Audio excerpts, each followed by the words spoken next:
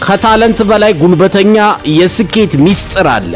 ጠንክሮ መስራት የሚባል አንዳንዴ በዙሪያ እይ እስኪ ካንተ በእውቀት ያነሱ ማንም የሚደግፋቸው የሌላቸው ገንዘብ ታበድራቸው የነበሩ ብቻ ያልጠበቃቸው ሰዎች አሁን ተቀይረው ከፍ ብለው አንተን ከላይ ወደ ታች እያዩህ ነው።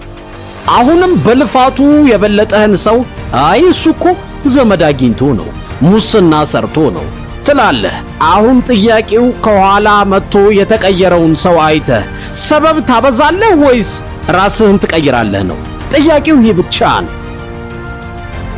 በዚህ ዓለም ላይ በጣም የምትፈልጉት ስኬት ካለ በጣም ከባድ የሆነ ላብ ማላብ አለባት፣ ደም መጥፋት አለባት፣ መልፋት አለባት፣ መጣር አለባት። ጠንክሮ ያልሰራ ሰው ከፍታው ላይ አይወጣም። በቃ ተራራው ላይ የምትወጡት ጠንክራችሁ የምትሄዱ ከሆነ ነው፣ የምትለፉ ከሆነ ነው።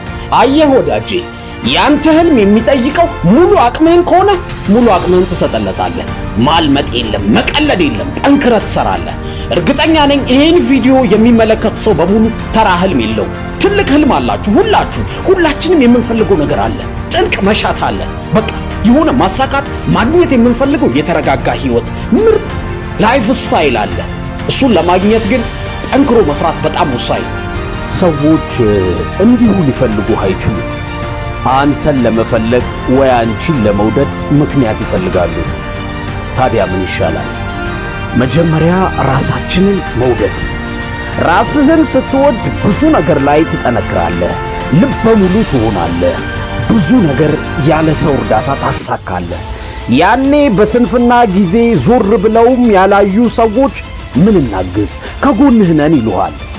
አየህ፣ ይህ የሰው ጸባይ ነው። ምንም ከሌለህ ልፍስፍስ ከሆንክ ብትንፈራፈር እንኳን አያነሱህም፣ ዞር ብለውም አያዩህም።